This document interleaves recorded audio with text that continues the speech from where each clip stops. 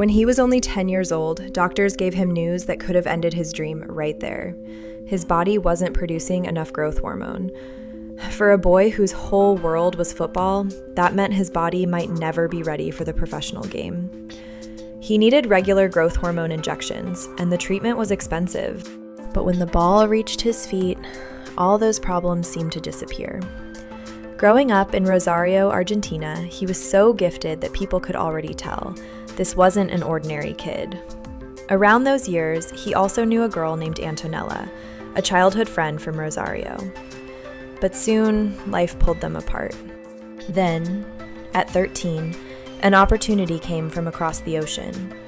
Barcelona wanted to give the young Argentine a chance, so he left Argentina with his father and traveled to Spain, leaving behind his family, his friends, and the only city he'd ever known, without knowing what was waiting for him.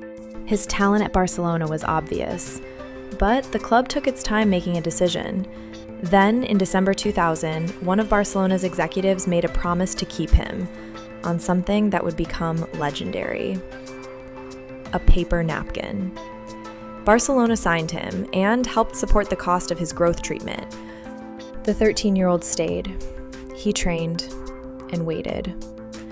4 years later, at 17, his moment finally came. October 16th, 2004. Barcelona against Espanyol. A small Argentine teenager stepped onto the pitch wearing number 30. There was no famous number 10 yet, and the world had no idea what was coming. But soon, people noticed something familiar in the way he played. They started comparing him to Argentina's greatest football icon, Diego Maradona. Both Argentine, both left-footed, both small, and almost impossible to stop with the ball. But as he kept improving, the question changed. Not is he like Maradona, but could he actually become even better? And now, the world knew that boy's name. Lionel Messi. The goals kept coming, records fell, and number 30 eventually became the number the world would forever connect with him.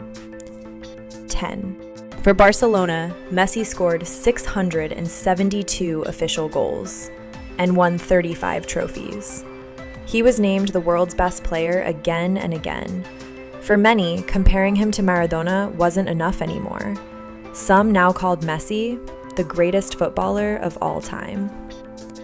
But something was still missing: Argentina. In 2014, he reached the World Cup final and lost to Germany. More final defeats followed. Then, after another crushing loss in 2016, Messi announced he was leaving the national team. It suddenly seemed possible that the greatest player of his generation might never win football's greatest prize for his country. But he came back. In 2021, he finally won the Copa America with Argentina. Then came December 18th, 2022, the World Cup final, Argentina against France. Messi was 35 years old. This might be his last real chance. He scored twice. The match ended 3-3. Everything came down to penalties, and minutes later, Argentina were world champions. The little boy, who once didn't know if his body would ever let him become a professional footballer, was now holding the World Cup above his head. And watching that moment was someone who had known him long before the trophies, before the fame.